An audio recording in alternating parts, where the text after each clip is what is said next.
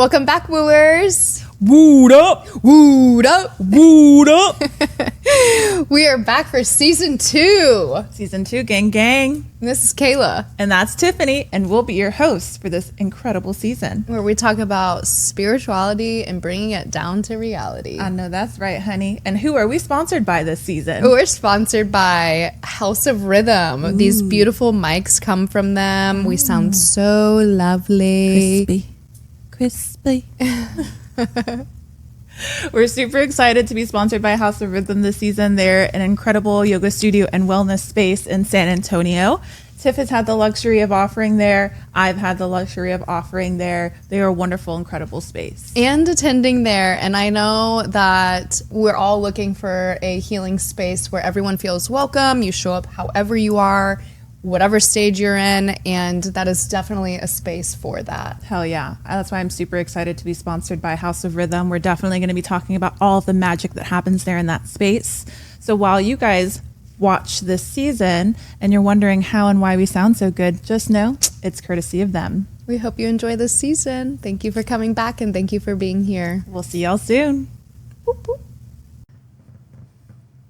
My intention is to surprise myself with like dropping some bombs and some knowledge for myself and for others. Okay. Yeah, I want to spit some real truth. Yeah, and not be afraid to trigger anybody. Actually, I want to trigger people on this episode. Ooh, I like that intention. I do. I want to trigger people on this episode, and I want them to want to make some shit happen with their lives. Hot. Maybe I'm the one that wants to be triggered because I'm like, I want the healing. I want the healing from this episode. I believe in us, and I know that we heal or help others in their healing process. Yeah. But like, I'm wanting healing. Yeah. I feel like I'm going through it. Okay, well, let's go ahead and get her started then. Okay. What's going on? We're just popping right in like this? Yeah, because we already have our intro films. Okay. Right? Oh, okay. So, what's going on? Is this a coaching session with Kayla? Oh my gosh, coaching with Kayla. I Hell love yeah. that. Why not? I'll take it. Let's do it. Gosh, what is going on? I'm feeling a lot of energy going on, a lot of internal things going on. I feel like a lot of triggers coming up. Mm-hmm. And, you know, we've been together this morning and like I sat and I meditated and trying to get my energy right. And of course, every time I sit and meditate, it's like recently it's like this call to keep connecting with source energy and my spirit teams and stop trying to make sense in this outer world. And I'm feeling like this deep call to go into like the 5D realms where things like kind of like what happened last night and how I felt last night when we were like out and about doing dinner and dancing maybe don't become triggers for me. Mm-hmm. And I think when I sat with what is triggering me, it's like I keep searching for my worthiness and my value outside of myself, because it's like, it doesn't matter how many times I say my affirmations or like stand up tall and proud. What is really alive is like that inner standing. Yes, girl. That inner standing of my worth and my value that's just intrinsic in who I am for just being alive and breathing. Yep. And it's like, clearly I have that understanding in my brain, but I don't have that inner standing in my body yet. Yeah. To where when I show up in crowds or with people, it's like I'm looking for, and I'm feeling very much in that Leo energy. I've got my hair red now. You know what I mean? Like I'm feeling like why am I not getting the limelight on me? Or like, but also like I'm not wanting the limelight from those specific people, you know? It's just, so I know it's not like wanting attention from those people, but it's like I'm clearly not able to give myself attention to like feel fulfilled in my own life. Mm-hmm. And so it shows up blatantly when I'm in person with other people and not just like at home by myself where I feel best. Well, I think it's interesting because you and I have both had a conversation about like when we're either at home or with ourselves and we're like looking ourselves in the mirror and we're like, God damn, that's a baddie that stands before me. And being able to like sit with that and embody that when you're with yourself, but then going out into the world and then for whatever reason it feels like we're like yeah, you know. Did you feel that way last night when we were out? Oh my God, yeah. Really? Oh my God, yeah. I felt so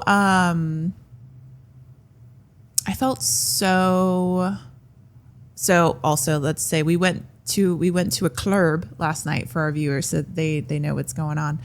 To a new club that we've never been to before with a friend. And the vibe and the ambiance and the group of people that were there are just very different than the groups of people that we typically surround ourselves. Firstly, we don't really go to clubs that often. We don't typically surround ourselves with people. Yeah, we honestly, we unless we're like healing. Exactly. Otherwise, we like to stay in the trenches of our own minds and our own hearts and our own spaces. But we went to a club. And the people were just very different than the type of people that we normally are surrounded ourselves with in all capacities, like energetics and all of that. You know what? That's something I do want to touch on is the triggers of the type of people that were there, but keep going. Okay, definitely. But I felt very, like how you were talking about earlier about how you felt out of place. I also felt out of place. Like I was like, I don't look like any of the people that are around here.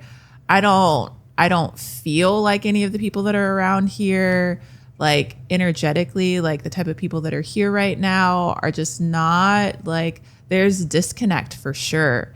And it was uncomfortable. Like it absolutely was uncomfortable. When we first walked down those stairs and got like settled, I was like, all in my mind's like this is weird. Like, you know, I'm just like looking to you, like trying to ground myself within you. I'm like, I have my boo here. So I know that if she's here and she's able to have a good time, like it's going to give me the permission to also allow myself to have a good time. That is so funny because I was doing the same thing with you. I was like, okay, Kayla's here. She's able to do it. Like what's going to ground you? Yeah. And I was like, my dancing. I'm just going to dance. Yeah. And then it was like signature dance move.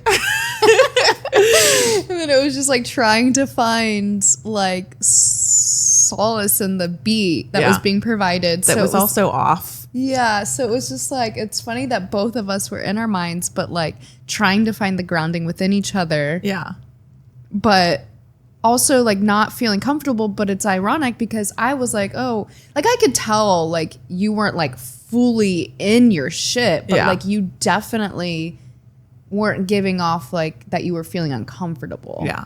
And I think that also has to do with like the mask that I can wear relatively well of like, okay, like, you know, whether it is I'm not allowing myself to feel whatever it is, or whether I'm trying to maintain this level of like composure to where I'm not like outwardly expressing in one typical way or another, you know? Yeah. And so, yeah. But to go back to what it is that you're saying, like I fully feel your experience because I was feeling in a similar way. But I was like, it's girls' night. I'm here with my girls. Let me try to catch a beat when this man would play a song, a little tune. And I'm like, okay, I can get into this. And then it would turn left. And I'm like, oh, man, okay. All right, whatever. And we're not drinking, mind you. So that also makes it more challenging because we're having to sit with the reality of like the truth of how it is that we're feeling, and we're not utilizing alcohol to help mask or to make us feel more comfortable. Like my intention was really like, Kayla, don't like just be in your own energy and try not to like, who the fuck are these people around you? Like they don't matter. Like you're not here for these people. You're not here to show up or act as if any of the things. Like get into your body and try to find your own safety in this present space. Yeah. But I definitely felt like small. And Sophia even said like when that girl came up to me and had complimented my hair. Oh. And she's like, oh my God, I love your hair. And I was like, oh, thank you so much. And I was talking with Sophia after when I dropped her off at her place. Sophia was our friend that was there. And she's like, yeah, you just like you receive a compliment, you immediately make yourself so small. Like you're immediately like, instead of, oh, really? yeah. And I know that about myself. And I know that once again has that inner standing of like knowing who it is that we truly are without any sort of validation from anyone else. Yeah. Like even when you receive the validation, if you're not feeling it internally, then it doesn't matter, you know? Even if you are being seen by others and you're not seeing yourself, then it doesn't matter. And so this conversation I feel like we've been having over the past few days about stepping into your power and really seeing yourself for who you are, the real true essence of who you are, not your humanism. Like once we really see ourselves through that level, then that's where our work, like that's where we can really exist in our fullest capacity. Yeah.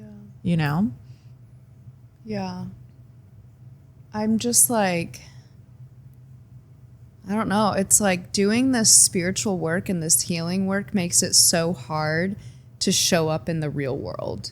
Like, yeah, I feel like I've always Absolutely. felt like an outcast. I've always felt like a weirdo. I've always felt like I was too much or that I cared too much or that I had too big of a heart. But like now that it's like, I do see that is true. Like most of it, like I feel a lot deeper than a lot of people do. Mm-hmm. And it makes it really hard to navigate the real world when it comes to like social situations. Mm-hmm. Like, and I was thinking about this is when I'm out there in these situations, like what I'm looking for is to be seen and to be heard and to be understood. Yeah. But like in my meditation this morning, what came to me was you've never felt seen or heard or understood because until actually like you're the first person in my entire life of 38 years that like has ever made me feel seen and heard and understood, like to the deepest depths of who I am. Like, don't get me wrong. I have friends and family that like love me for me and know me well, but like I've got a lot of Pisces in my chart. So like I am in these like deep depths of these deep ass waters. Yeah. And so like that's what came to me in my meditation was like you've never felt seen or heard or understood. Like truly, like for the all encompassing that I am. Mm-hmm. Like in all of the dark depths that I am, like just held like in that way. And it's made it hard for me to do the same for myself. Mm-hmm. Because if I've gone my whole life never feeling seen, heard, or understood, truly, then like I have worked myself like away from seeing and hearing and understanding myself and instead turned it to like there's something wrong with me. Yeah. For like feeling so much and for being so sensitive. Yeah. And so it's like now this is where my practice is at, is like working on the inner feeling of like actually seeing myself for all that I am and accepting myself for all that I am and like holding myself in my full capacity because it's like a deep well that's like actually quite honestly pretty scary for me as well. Like it's gives like it gives like Scorpio energy. Yeah. Where people are afraid of Scorpio or give Scorpios bad raps, but it's like people are really just they go like, through the trenches, yeah, the deepest depths of who the fuck they are, right? And it's like they're not afraid to get in the darkness, that's for sure. And most people have been taught that feeling their feelings or their emotions or going that deep beyond I'm happy, I'm mad, I'm sad. Yep. Like actually going into every realm of that like emotion wheel, that color wheel that we have been shown, hopefully. Well, most people aren't taught that. That was going to lead me to what it was that I was about to say. It's like, I wonder if people do. I think that everyone has the capacity to feel as deeply as you do. Oh, yeah. It's just whether or not they have allowed themselves to, Right. or feel safe in doing that. And I can understand why someone would not be super excited about like tapping into that inner side of them. Well, they've been taught it's scary and fearful and not to do that, especially as men. Yeah. Like any man out there, they're like, oh, you're not a man if you do that. And so it's like, and I think, yeah, because what if you feel, you get hurt, right? Like if you're willing to feel that deeply, you have to be willing to hurt that deeply. Yeah. And it's like, if you want to feel that like ecstatic happiness, you have to be willing to feel those like dark depths. And it's just something that comes naturally to me once I started healing. Like I always had that hard outer shell of being angry to protect myself because you're so sensitive. Yeah, like, and that was how I got through life. But now that I've like worked however long on releasing all of that, like I'm like, oh, this is what I've been protecting. Yeah. And so it's just like, and I think, I don't know, maybe like this is a great question is, do you think that other people can sense that about like me or you, that like, oh, like that is a deep well over there and that scares me? Oh, I'm sure. Whether it's just an intuition, like an intuitive thought, or once conversation starts, because you and I, we don't really like small talk. No, I can't do that. And that's what last night was, like shallow. Yeah. And I was like, this is all like, this is all fake. Like every last bit of it was fake. Yeah. Like it was just mask. Yeah. It was mask. Like everyone was wearing one. And it was just like, and I was just like, oh no. Yeah. Like, because it's like, who are you? Anytime I talk to someone and it's like the small talk or it's not anything with depth, I'm like, who are you really underneath all of this? Because the way that you're presenting yourself right now is not who you are. And one of my most favorite dates with my twin flame, but just like that's probably been one of the best dates that I've ever been on, because I was running late as I do, but I showed up and I sat down and I was like, oh, I'm so sorry that I was running late, and like put my bag down. I was like, all right, so let's talk about your trauma. Like, let's talk trauma. Tell me about your trauma. And he laughed, and then we started having that conversation, you know? And that's what I'm talking about. Like tell me about who you are, where you've been. Like, tell me about like the innards of your wounds and what you've overcome and where you are in your path. And that's what really matters, you know? Like, tell me how deeply you feel. Tell me what upsets you. Tell me. Oh, I love that man. I'm laughing because I hate dating apps. Like I refuse to be on dating apps. It just like goes against everything. Energy is everything. I can't feel energy truly like through a dating app, and it's just so fucking fake. I can't do it. Yeah. But one of the few times I have been on a dating app and I met a man, I went over to his place, why I don't know, but because like I'm raised on the streets of Chicago. Right. She's not worried about nothing. I really am not. She's like, try me. I dare you. Yeah. Like you don't want this. You don't want this.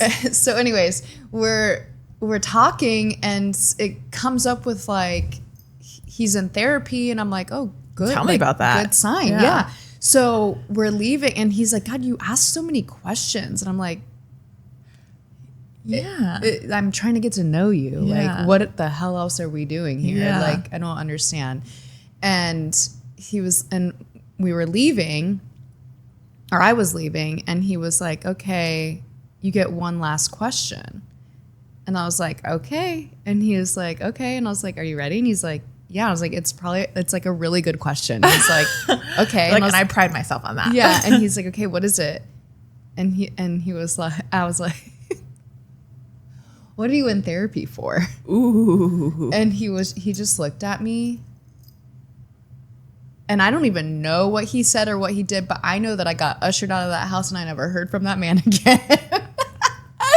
And I was just like, how are you going to tell me you're in therapy? Be in therapy. And then you're not going to just be like, you could have just been like childhood trauma. Yeah. Daddy issues, mommy issues, Yeah. whatever it is. Obviously, it's a big thing. Yeah. Obviously, it's a big thing. And not everyone feels comfortable and safe to be able to communicate these things. Because you know what I've realized? Unfortunately, some people will weaponize that against you.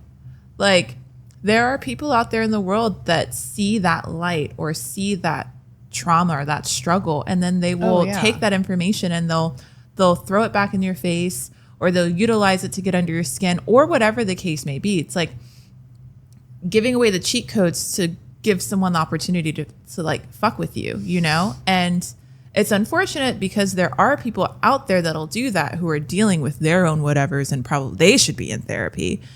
So then that prevents other people from feeling like okay and safe with. And I hate this idea of like, oh, like putting all your business out there. I understand that, you know, everyone deserves privacy, you know, of course. And I don't think that necessarily everything needs to be shared or like plastered on the internet. That I understand as well. But I fully believe that the more we create space for people to share their truth, their experiences, how they feel, how they think, then that is where true connection lies. And that's where true healing occurs. Like, how are these people, somebody utilizing like the like healing or like this is what I've dealt with in my past is like he who shall not be named. Mm-hmm. Like completely weaponizing everything, but like not in therapy himself. Yeah. And it's just, and it tends to be like people with narcissistic tendencies that like want to whatever, throw that back at you. Yeah. But that's what I don't understand is like all these people that are out here operating in this world, acting like they're happy or like so superficial. And I'm like, what, like, you're not living your true authentic life. Mm-hmm. Like we're all suffering to some degree. Yeah. We've all dealt with our suffering, hopefully to some degree, but like, are you truly dealing with it and truly healing through it? Or are you just numbing out? Mm-hmm. And like putting on these masks. Yeah. Well, why would someone decide to sit and look at themselves in the mirror when they're comfortable or complacent or fearful and just accept life as it is? It's like, where and when does the will come from for you to decide that I'm actively going to make a change in my life? For you and I, we both had to hit rock bottom.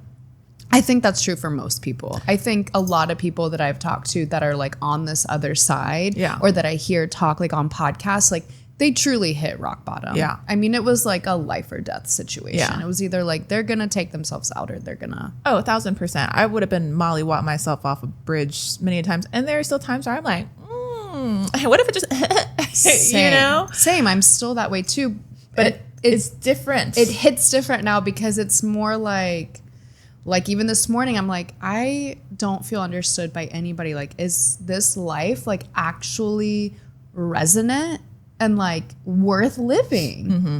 And it's not like I'm going to do something about it, but like a deep pondering. Yeah. Like I've got to go all the way down there to like climb it all the way back up. Is this life that I am currently living worth it? Because you can have many different lives. You have many different lifestyles. You can make so many different choices to create a new life for yourself. So the life that I'm currently living, this reality right now, is that worth it? Mm-hmm. Or do I need to make a shift? Yeah. And I think that's really the question people should be asking themselves. It's like, is the life that you're living currently? Yeah. Is it worth it? Are you like, does it actually fill your soul? Like, do you actually feel fulfilled? Do you feel good within yourself? Do you feel strong? Do you feel happy? Yeah, happy. Do you feel fulfilled? Passionate? Do you feel good? Like, are you happy? And it's like, no matter what, there are always going to be challenges and struggles that come within our lives and things that we're going to have to deal with. Like, you and I are on the other side of a lot of things that we've gone through, a lot of experiences, a lot of jobs, a lot of people. And it's still hard, but it's hard in its own different way. And I wouldn't change it. I wouldn't change the journey that I'm on right now or the life that I'm living right now to go backwards. Actually, there is no going back, because if I go back, I will check out. I will check out before I have to go back. That is how much my old life did not serve me. That's how miserable I was in my own life. And I didn't even realize or recognize that I actually had the power to change it. And it was my own excuses or my own limited thinking or my own false belief systems, thoughts that I just allowed to continue to manifest, and seeds to grow, weeds really to just take root in my mind, that prevented me from actually taking the steps to choose myself, to step into my inner power, to recognize that I had the ability to change my life. And it's not to say that people don't go through their own things, which creates blockages and makes it harder to change their lives. Like, other people have responsibilities, like kids. Oh, I couldn't imagine like being a parent and looking at your life and being like, wow, this is not the life that I wanted for myself. And I'm not necessarily saying that it's because you have children that you would feel that way, but let's just say you were living a life that was unfulfilled and you have kids on top of that. And now you have a whole nother layer of responsibility of like, fuck, I got to provide for these kids while also simultaneously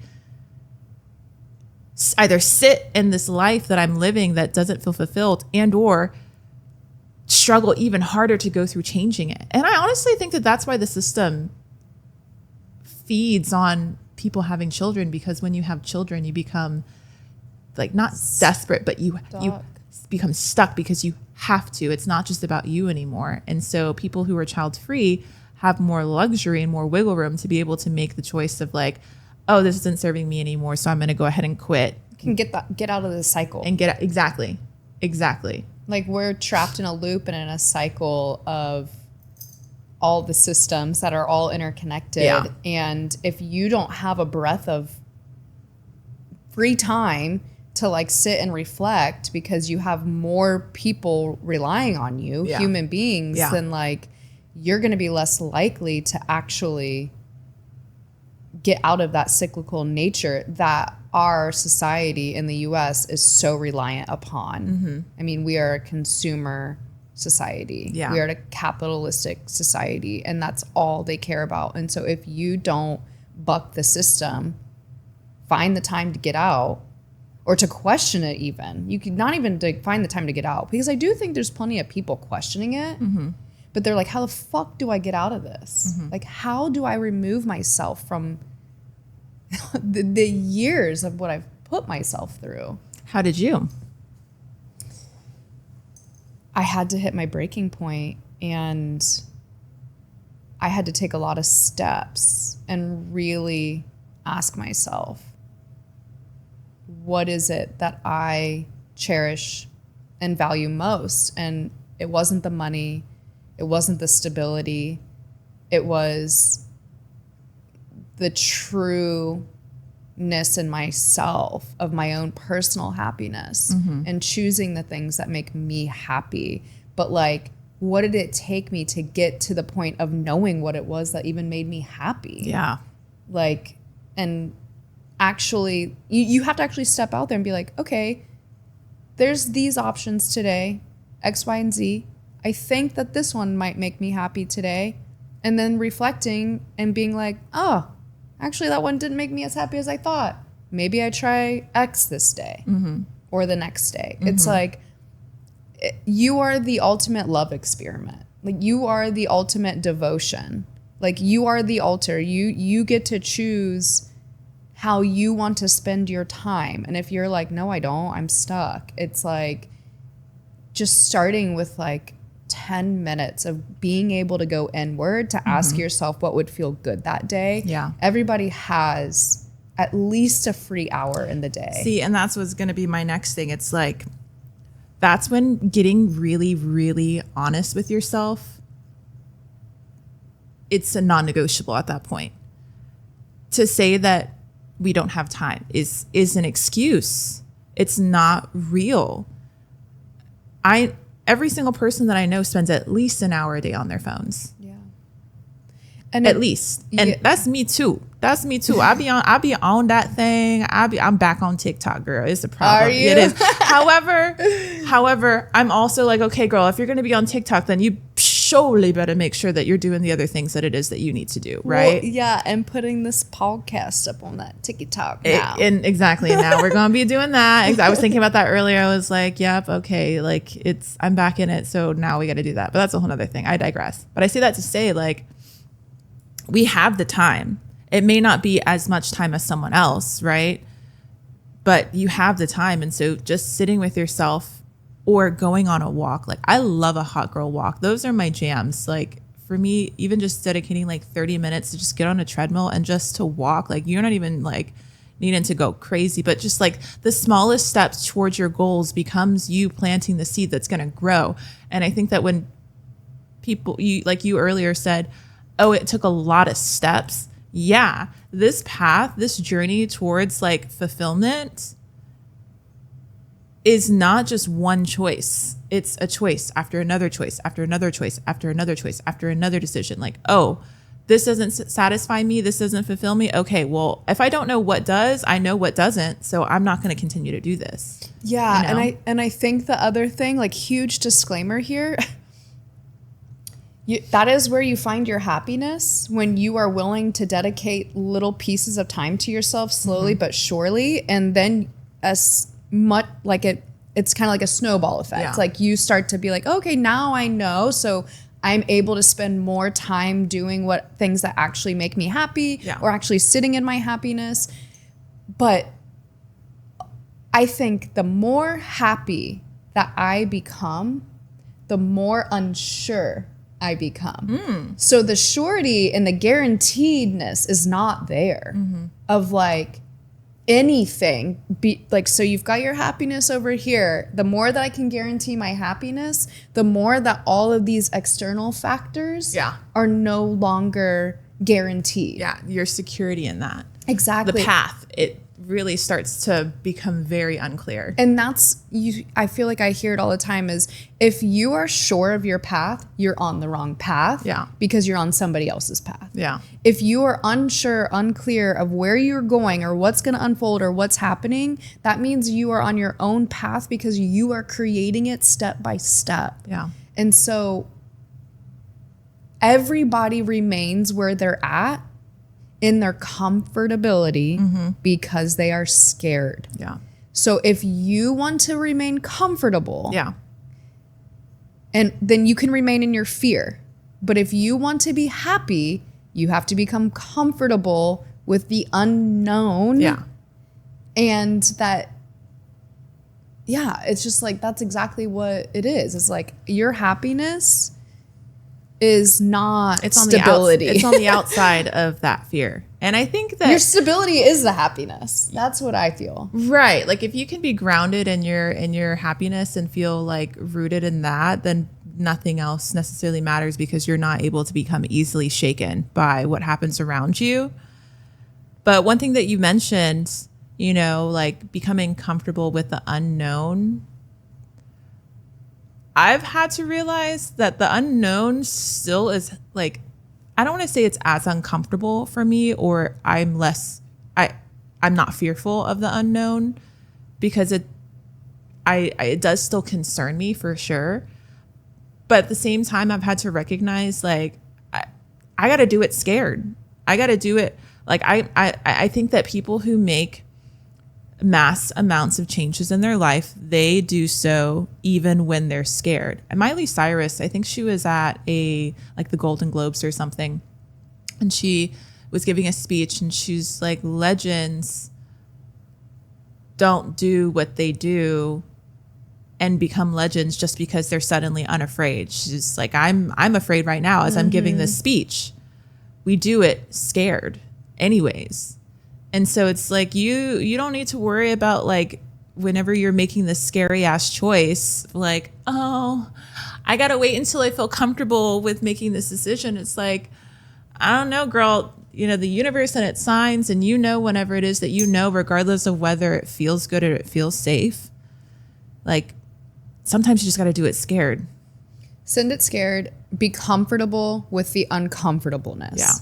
Like you have to change your mind frame around fear and around what it looks like to be comfortable. And also like you have to be so in tune with yourself to know that like every little step that you're making, you are making it with like the trust in yourself that like you've got you, which I think that's something I'm still developing is trust within myself.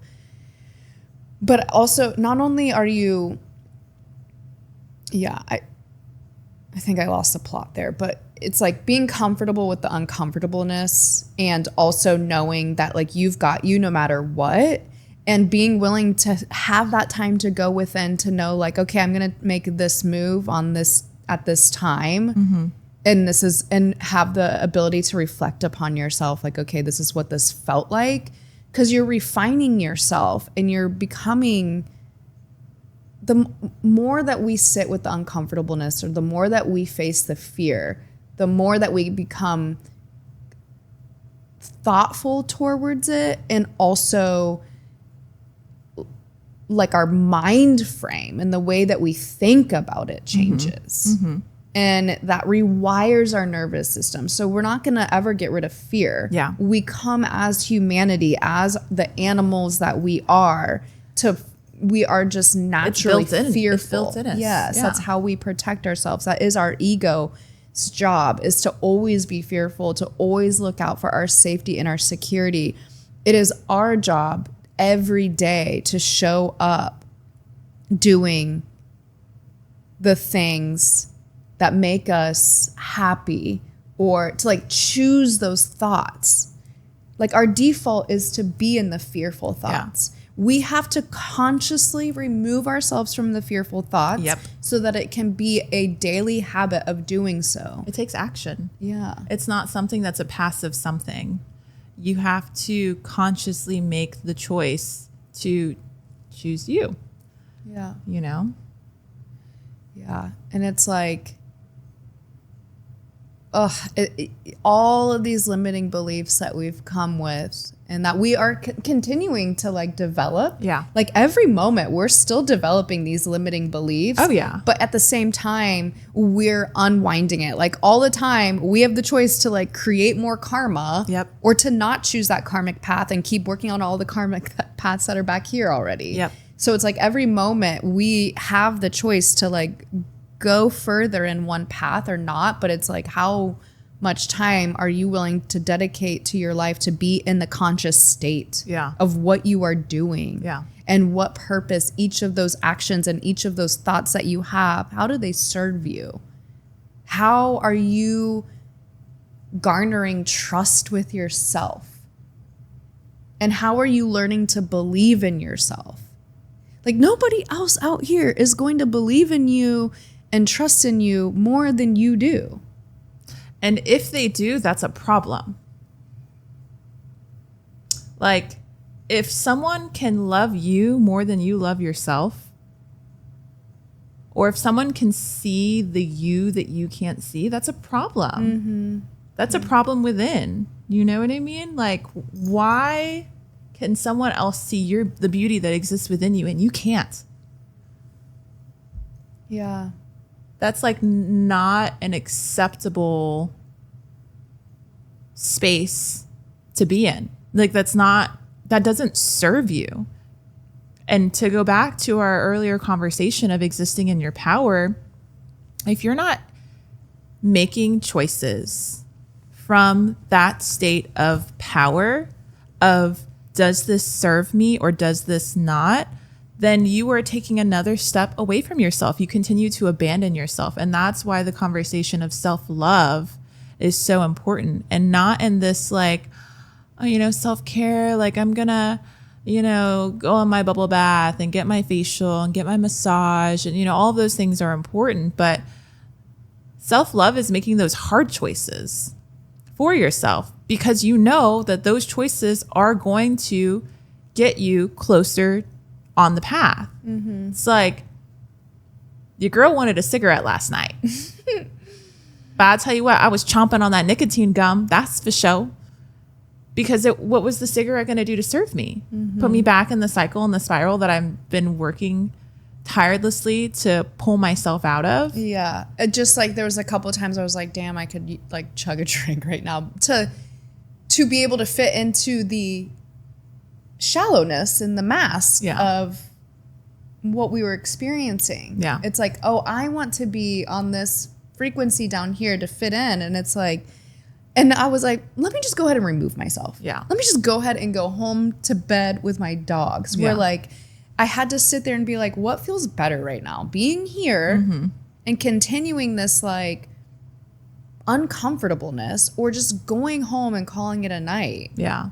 And thank God I went home and called it a night. And then I had like reflection, like, you know, what happened there? How did I feel? Why did I feel that? Is it me? Was it them? Is it what a da da da da da? It's like, quit masking so you can do the work. And I think that's the other thing that, you know, we've been talking about recently is you are the devotion. Like you are the thing to devote yourself to. Yeah.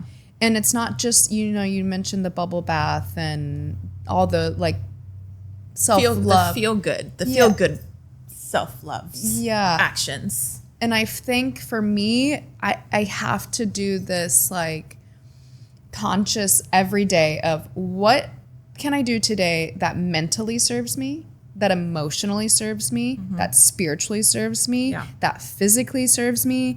And I'm pulling teeth saying this one, but financially serves me. Like you don't just touch base on one of those. Like you need to be doing all of those things. You are your devotion. Like if you're wanting to find a man that worships you and is devoted to you, you better pray that he worships himself and is devoted to himself, because also you need to be devoted to yourself and worshiping yourself.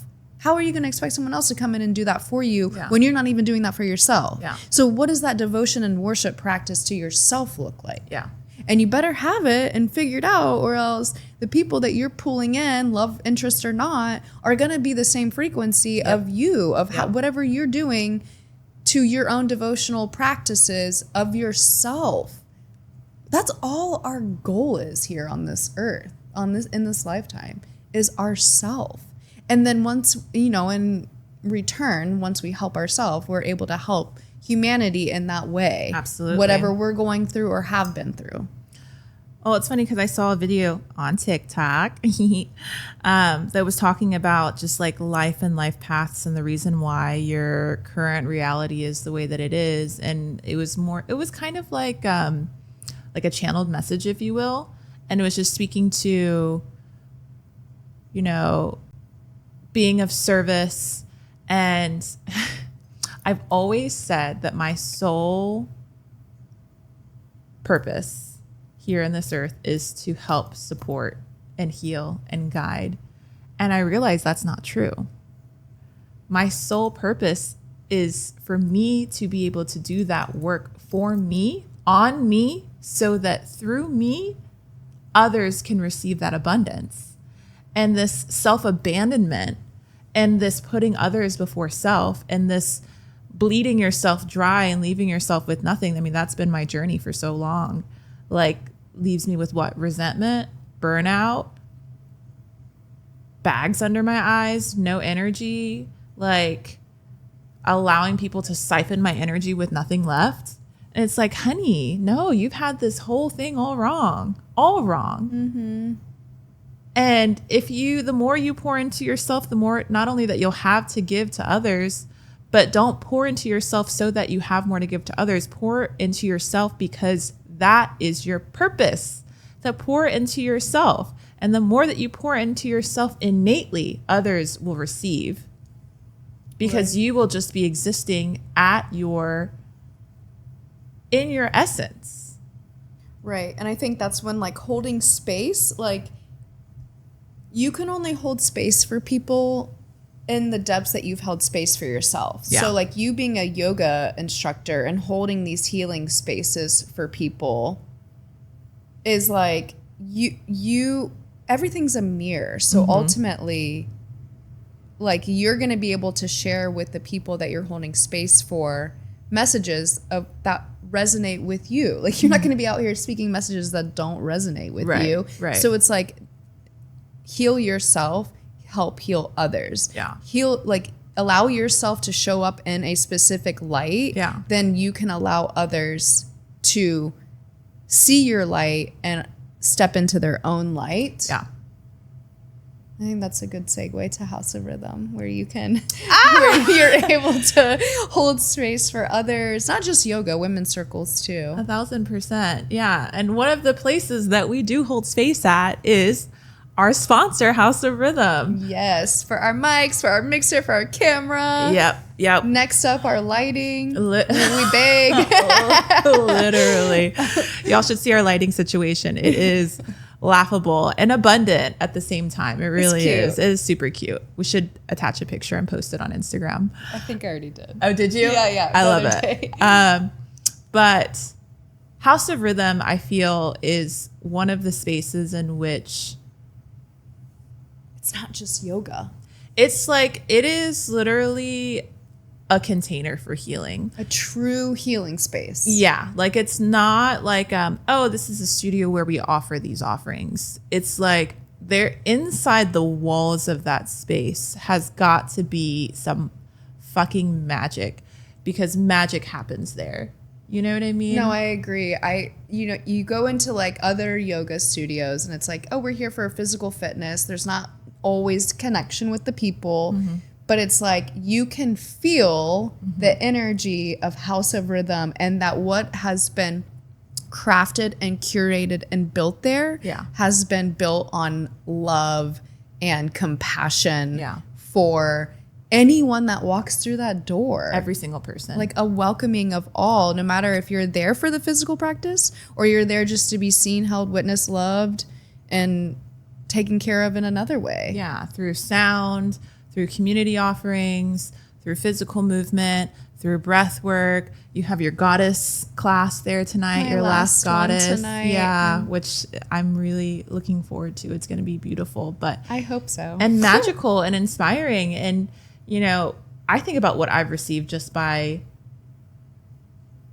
going to offerings there, like not just as a teacher there, but that also being the space that I choose to receive healing from. The other teachers that are there, I choose them as my teachers to continue to support me in my own journey, to hold space for me. And I think that that says something when a teacher goes to another teacher and is like, yeah, this is where I'm intentionally going so that I can receive healing and guidance from you and from these people. And it's like everything from the free waters to, you know, you need to borrow a yoga mat, it's free rental. Like the cold lavender towels at the very end of your practice, the incredible lighting and the music and the sound system, to the towels that you can use to wipe off your sweaty bodies, to the, I mean, they even have like those like body wipes that you can use after your practice if you got to like go somewhere after your class, clean like, yourself you know, up. yeah, so you ain't smelling like pits and butt crack,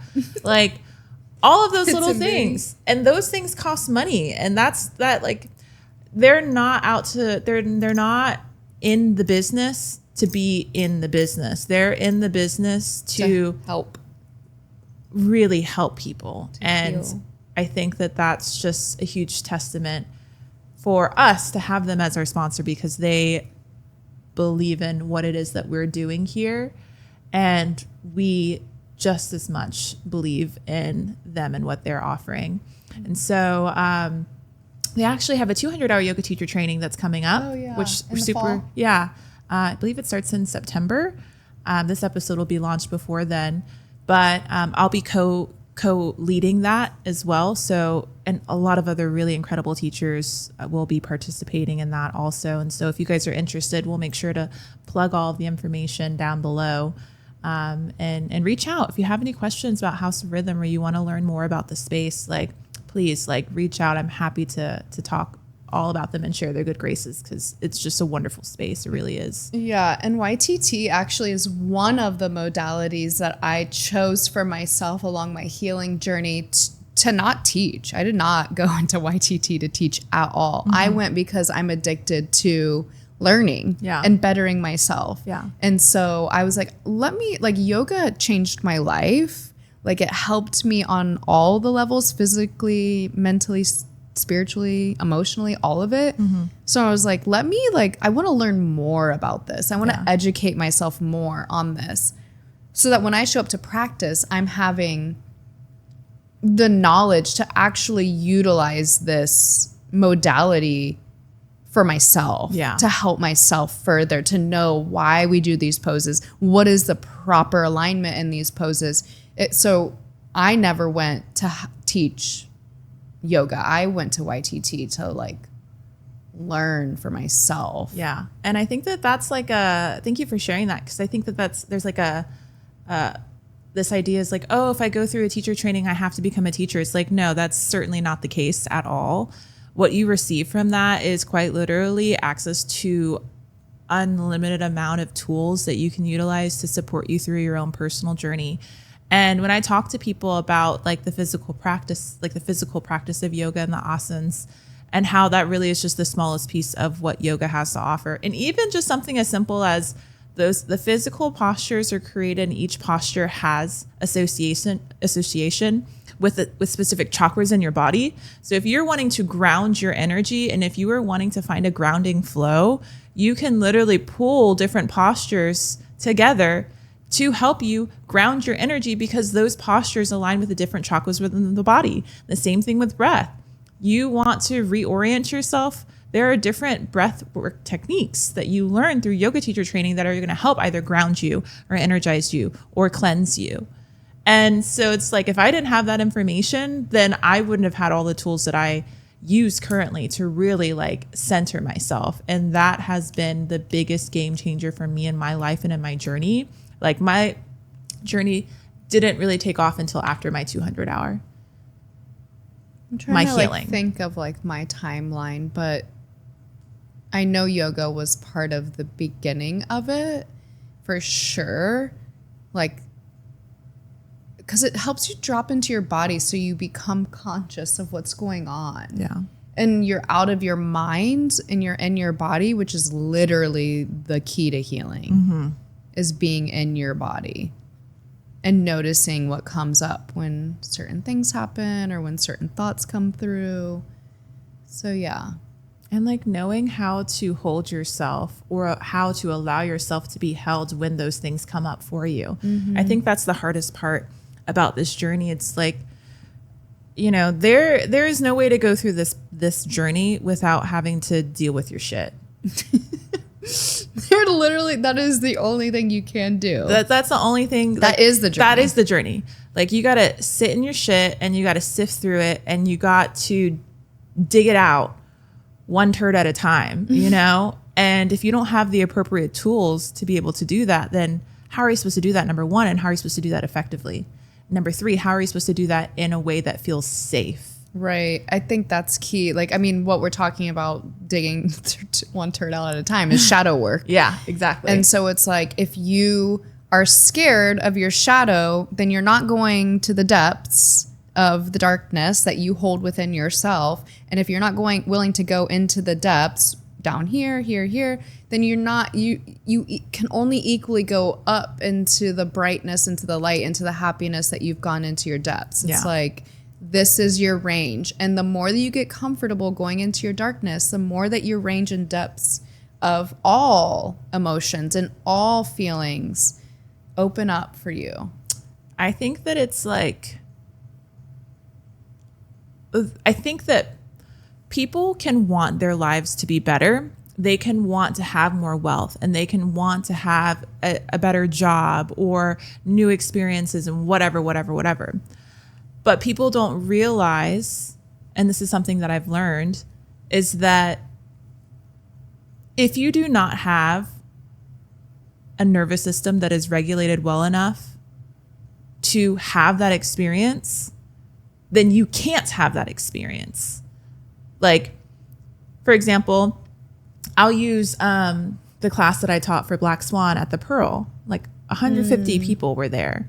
And when I think about my dream and what it is like that I would love to do and my goals and aspirations and yada, yada, I think, oh, I want to be able to serve people on a grand scale, right? Like that's my goal. I want to do that. And in turn, like that'll also create more financial abundance that comes into my life, right? But I want to be able to support as many people as I possibly can at any given time. And so if that's always been something that's stuck with me, I'm like, okay, great. That's what I'm working towards, right? And then I find myself in a situation where I'm getting exactly that. And I'm freaking out internally. Like my nervous system is not happy. I'm scared. I'm feeling like incapable. My wounds start coming up. Like, why are these people even coming to this offering? Do you even have the ability to hold space and support these people? Like, are you even good enough? Are you worthy enough of this opportunity? Why did they choose me when they have all these other teachers that they can choose that are also great? Like all of these things started coming up for me. And this is me being someone who has done the work and continues to do so. And so, did you have a fear, real quick, did you have a fear that you were going to go to this like event where there's normally hundreds of people that show up and there was going to be like 10 people there? Oh no, I knew that there were going to be people there. And that's why I was like, it wasn't a matter. And that's the thing too, because so many people that I knew were like, oh, we're going to go. We're going to see you. We're going to support you. We're going to be there. We want to receive. We want to support at the same time. So that was another thing too. I was like, fuck, like even my people are like, they're like, yeah, you got this. And we're going to go. And it was me that was freaking out. And so how can we expect how can we have these huge, large dreams and be like, man, I would love for that to happen, and then not be ready when it happens? Or when that does happen, you have like, that's your response. You can't even celebrate yourself for the opportunity. You can't even be like, oh my God, that was so wonderful. You can't even be in your body. You can't even feel good about what it is that you're offering while you're offering it, because the work isn't done. And so that's why the shadow work is so important. That's why choosing yourself and honoring yourself and stepping into your power is so important. Because if you don't do that, if you are lucky enough to receive what it is that you're asking for, you could freaking fumble it. And then what? And then what? Or you're not ready to hold it. Yeah, I think that's just the gauge there is like, I mean, you can call it a test from the universe, but really it's you're calling this in and you're testing yourself. You're gauging yourself. Like, okay, everything is work. Everything is internal work. So now you're like, okay, this is what it feels like to be able to do this.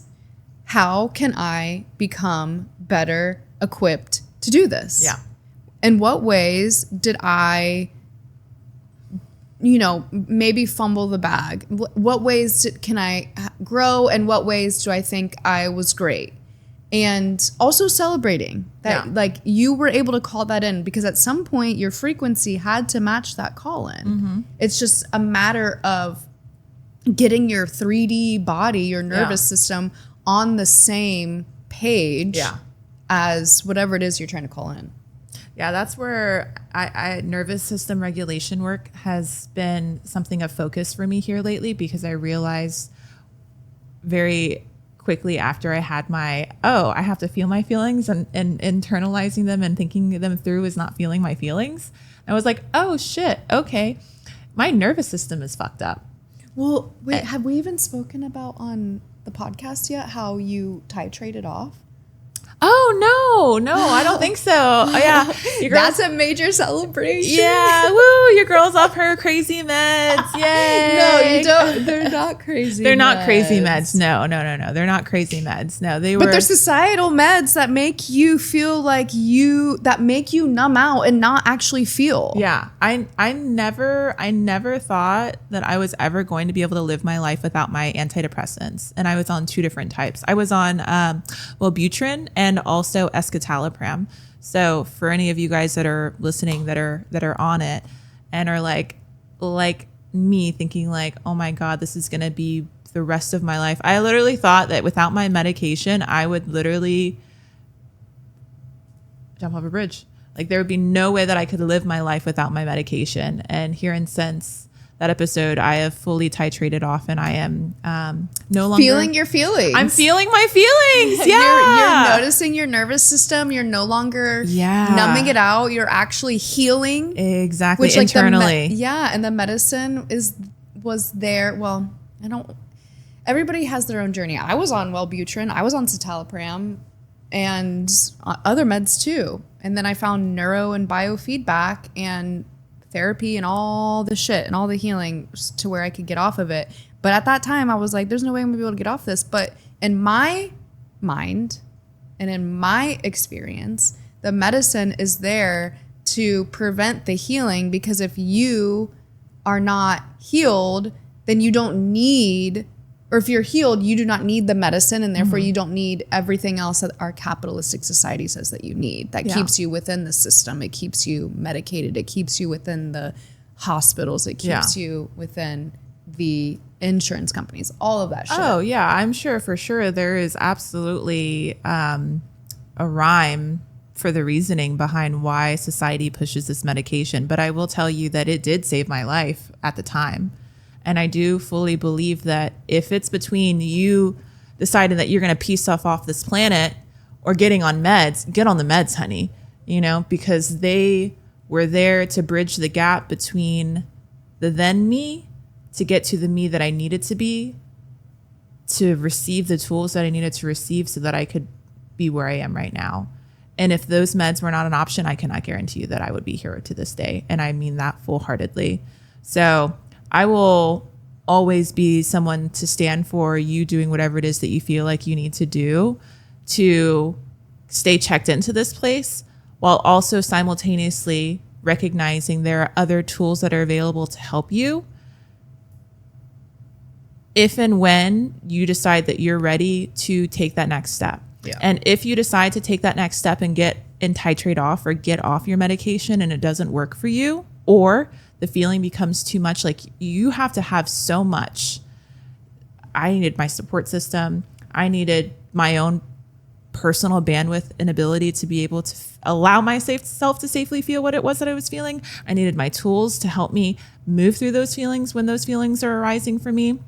I do still experience panic attacks, but they go by so much faster, and I'm able to really sit with it, breathe into it, recognize what's happening, and then let it go. I'm able to handle and manage my emotions and my feelings. And so it's not that like, oh, I still don't experience sadness or anger or frustration or whatever. It's like I do actually still have those experiences, but I'm able to feel that, I'm able to release them, and I'm able to allow my nervous system the opportunity to actually recalibrate itself so that it is regrounded. Because beforehand, it certainly wasn't. And then during that time while I was on my medication, there was no opportunity to really internally heal my nervous system if I wasn't even aware of what was actually happening. And so I'm championing my success of getting off those meds because that was something that I wanted to do. That was a decision that I wanted to make for my own self. And I felt like it was the right time for me to be able to do that. And I have been successful these past few months, and I want to continue along that path because I know that there's so much more for me, and I know that I can continue to grow while being off of these medications. And so I also think it took you to have the time and tools, like you kind of mentioned, and trust within yourself and your intuition, because I know that there were times during that titration where you were like, they want me to be moving this way, and I don't feel like that doesn't feel good in my body, so I'm going to do it this way. Mm-hmm. And whether that was staying on longer or cutting it off for a shorter period of time, mm-hmm. It's like once you are on medication, and you're wanting to get off, having those tools in place and the trust and the intuition and the support around to be able to help you safely get off of those is so entirely necessary. However, I also think that if you are not on medication and considering medication, you should also be considering that there are other modalities, tools, and people to help you go through whatever it is you're going through that you might be seeking medication for, mm-hmm. potentially, and not to I guess shameless plug, but coaches like mm-hmm. you and me, we are here to help people to go through these things, to help people feel into their body of what they're actually going through so that they can feel it and process it and learn these tools that you're now talking about that Yeah. you utilize after you've gotten off the medication. Absolutely. So it's like these tools are available to you so that you can learn and put them in your pockets and utilize them Yeah. so that you potentially might not need to get on the medication. Yeah. And so I think it's, you know, especially nowadays where we have a huge growth in those types of modalities. Like accessibility Yes, to those. accessibility, Yeah, absolutely. Back then I didn't have like, I didn't have the wherewithal or understanding. And it was a situation where I felt like my therapist was going to commit me to the loony bin. So Well, that's why I also- say like, for me, it was a saving. It was like, I don't want to say like a non-negotiable, but it was like the only option because of where I was in my life and my journey. It wasn't just like, oh, I'm feeling sad or oh, I'm feeling anxious or all I'm feeling. I was like, no, honey, she needed something, and it was either that or the loony bin. And I was choosing the medication. But if like Tiffany is saying, like you're where you are currently in life, and you're like, I'm feeling this and I'm feeling that, and I may need this and I may need that. Like there is access to the tools and the people. Yeah. I mean, like, I'm 10 years older than you. So thinking back to when, like, I first started being on medication, therapy and, like, going to a psychiatrist, that was judged. Mm-hmm. And that was like, oh, you see a therapist, you must be crazy. And it's like, that was hard in and Yeah. of itself, Yeah. let alone there being any knowledge or accessibility of Yeah. something else, Yeah. or you being able to access the tools that your therapist was actually providing to you on your own. Mm-hmm. So not to say like people shouldn't go to a therapist or to a psychiatrist, or not saying that at all, but just how far we've come, like those things are accessible to you. And if you're having a hard time maybe finding that, if you're like, where do I go from here? And I want to weigh all my options. There are other options out there Yeah. that are much more accessible than when it sounds like you started and when I started. Yeah, definitely. Definitely. And I think for anyone that's even watching this podcast, you know, like that's a huge indicator that you probably have more awareness or support or Accessibility. inclination to yeah. access these things that it is that you're looking for, Yeah. right? Because you're on YouTube or you're on Apple Podcasts or you're on Spotify, and that right there is a library of just free resources. Yeah, you yeah, know? yeah. And so if you're listening to this episode on whatever platform you're listening to it on, we are not the only people that are probably having this conversation. And so it's like, continue to go through and research and figure out what are other ways that you can continue to grow and heal along your journey that align with you and that serve you based off of your needs. Like, you have more power than you realize, and you have access to an abundance of knowledge and resources. And so it's just about making it happen. And just to bring everything back full circle, it's like at some point in time, you have to make the decision. And I say you as the collective you, we have to make a decision to take ownership over our lives, to no longer become the victim of circumstance, to no longer allow our childhoods to be the reason, the default to the person that we are, to the choices that we make, for all of the hardships that any of us have gone through in life, to become victimized by that and think, I can't do better. I can't manifest better. I can't have better things to come in my life. You know, it's like, no. Have you tried? Did you try hard enough? Well, and I think the word victim is so triggering for people, I think, when I speak to people that are like, but, you know, it's like, stop playing the victim in your own story. It's exactly that. Stop playing the victim. We're not saying you were not a victim. Right. You, I'm sure, We're were victimized by something, yeah. By people, by things, by a multitude of people, by a multitude of things. I sure as hell was in so many ways, and I'm sure you were as well. But it's like, you can choose to stop playing that. You can choose to stop fulfilling that role. Like, you can choose to take your life in your own hands and do with that life what you want. You don't have to continue playing that role. Mm-hmm. You can choose to heal the wounds from being victimized. And I think that's like, that right there, that crux, that change in mind frame, that change in like taking matters into your own hands is so crucial for so many people I know. Absolutely. That are just starting the healing journey. It's like, it's very triggering to say that to somebody, of like, stop playing the victim. And I can think of very specific people, and I'm like, I don't want to say that you're not a victim, but you don't have to keep playing the role of victim. Yeah. Like, this thing happened. This person did this thing to you. You are a person that had an experience that impacted you in a negative way.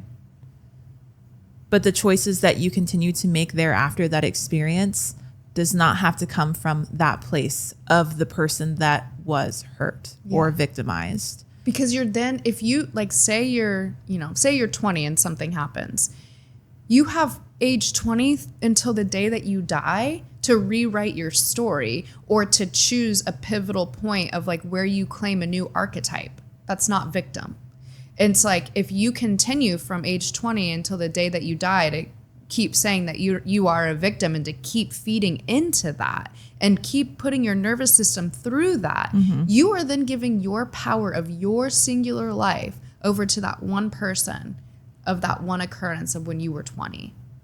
And in reality, every day thereafter, you could choose you and rewrite the rest of your story. Yeah. And turn that into a way that you help others even. Mm-hmm. Like, to see it in a way that is like, okay, there was a point or a reason why this happened. I get to choose. That's where you take the power back. Every moment you choose. I think that that's where, like, the underdog story and why it's so beloved. Yeah. It's like the person that started with nothing, or the person that experienced poverty or abuse or loss, whatever. And they were like, fuck that. I am going to do better. Like, that may have happened to me, but I know that I'm worth more. I'm deserving of more. And I'm capable of giving myself more. Or I am not that person. Like, that situation that happened to me does not define who I am and what I'm capable of. And so life happens to everyone. And like we were talking about last night at dinner, some people's struggles and suffering may be here to them, and someone else's may be here to them, but based off of their life experiences, it can be very different. It's all a matter of perception, right? This person, oh, woe is me. I don't have, oh, my private jet was taken away from me and that was traumatic. And this person's over here like, private jet? Oh my God, we got kicked out of our childhood home. We were eating grilled cheeses for breakfast, lunch, and dinner. We didn't have AC. We didn't have heat. We were living in the trailer park. There were cockroaches, or water bugs, people like to call them nowadays. I don't know if those are same or different. They're different, but we had water bugs growing up. But, and it's like, it can, and both of those situations, so vastly different, could cause the same level of trauma or reaction within the nervous system. And who am I to tell this person that they're suffering? Like, yeah, would I switch on any given day? Absolutely. But that person is still having that reaction and that experience. And that's something that they can say that they were a victim of, right? I'll tell you what, if I had money and someone stole my private jet, I would probably feel very violated and very angry and very upset too, because it's also truth, right? But it doesn't mean that they're going to continue to live their whole lives as a victim of those circumstances. It's like, that shitty thing happened to you. Shitty things happen to people every single day. Their shitty thing might just be more or less in comparison to yours, But are you going to continue to make your life choices off of the shitty things that have happened to you? Or are you going to wake up every day and decide, like, you know what? I'm changing the course and the trajectory of my life. And it's not to say that it's easy. I know that so many people, they're like, I'm tired. I'm tired of fighting. I'm tired of always having this stuff happen to me. I'm tired of this. I'm tired of that. Yeah, I would be tired too. But what are you going to do?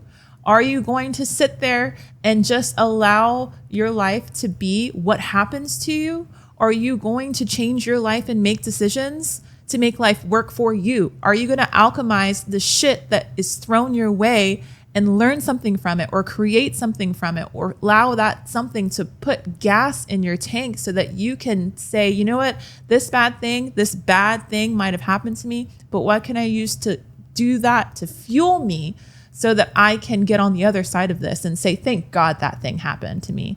Thank God that thing happened. Thank God I hit rock bottom mentally, emotionally, physically, and spiritually, because if I did not, I would not be right here on this couch with you. Just a reiteration, every single person deals with shit all the time. Almost every single person that you've probably met in your life has dealt with something horrific and continues to deal with shit things. The only difference between the people that you see that are like, how the fuck are you so happy? What do you do? Why are you happy-go-lucky? Like, you know, or this person that's like, Eeyore, like, no. The only difference is changing your mind frame of how you choose to look at your life and the things that have happened to you. So if you want to keep playing victim, go ahead. But just know that that's been your choice from that moment that you decided to continue playing victim after the event occurred. That's the only difference. It all starts with you, with your mind, with your thoughts, with giving yourself time to go within. Are you devoted to you? Do you worship you? Do you find yourself worthy of worshiping? Because if you do, your life is going to get better. But if you do not find yourself worthy of a worship, of devoting your time and energy to yourself, no matter how much time or energy you might have, you're going to see the difference. Either you're going to be over here playing Eeyore, or you're going to be over here playing Pooh Bear. With his little crop top and his jar of honey. And he happy as fuck, too. Just happy to be there. Yeah. Which one are you going to be? I, for one, do not want to be a person that looks back in my life and regrets pouring into myself or taking the risk or attempting to create the life that I want. What terrifies me is looking at myself from a year ago and not having done anything. No change, no growth, doing the same shit. Like all of and feeling the same level of like just disgust of like myself, my life, or not accomplishing my goals or not taking any steps or any risk. And I think that's, I mean, you ask any human being that's like old as fuck, dying on their deathbed. Yeah. Like, what is your biggest regret? Or like, what is your biggest piece of advice for life? It is always about how you didn't just do the thing you wanted to do. You didn't just take the risk. You just didn't say, fuck it, I don't care. This is my life. Yeah. I'm taking my life into my hands and I want to be happy. Let me figure out what that looks like for me. Mm-hmm. Mm-hmm.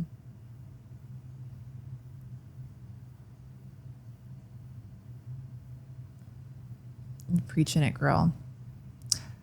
I hope this episode smacked. Yeah. You upside your dome. Yeah, I hope And this hope it waked some people up, Yeah. woke some people up, woke them. woke them up. Because we need you to wake up. The collective consciousness, humanity needs you to wake up. And the way that you do that is you choose yourself. You don't have to go out here and heal everybody else. You can't heal anybody else. No. The only thing that you can do is choose you. And I hope that everybody, after listening to this, does one little thing to take a step in the direction of choosing you, whatever that looks like. Just one step is all you need. Every moment of every day. For the rest of your life, honey, welcome to the club. That reminds me of the time when I told my therapist, I was like, I have to entertain myself for the rest of my life. Like, that's my job. Yeah. And she just busted out laughing. And I was Yeah. like, oh my God. Yeah. This was years ago, but I could not believe that it was like not a partner's job to entertain me. No, girl. Because we're literally going to be sitting with ourselves. I mean, we're going to be sitting with each other for the rest of our lives, you know? So I'm grateful for that. Like, at least we Thank have each fucking other. God, but, you know, like, otherwise it's just you and you. And I want to feel good about the me that I'm sitting with. Yeah. And we're on our way and there's no turning back. So I hope y'all are continuing on your journey or starting your journey. That's for sure. And if you don't know where to start, House of Rhythm.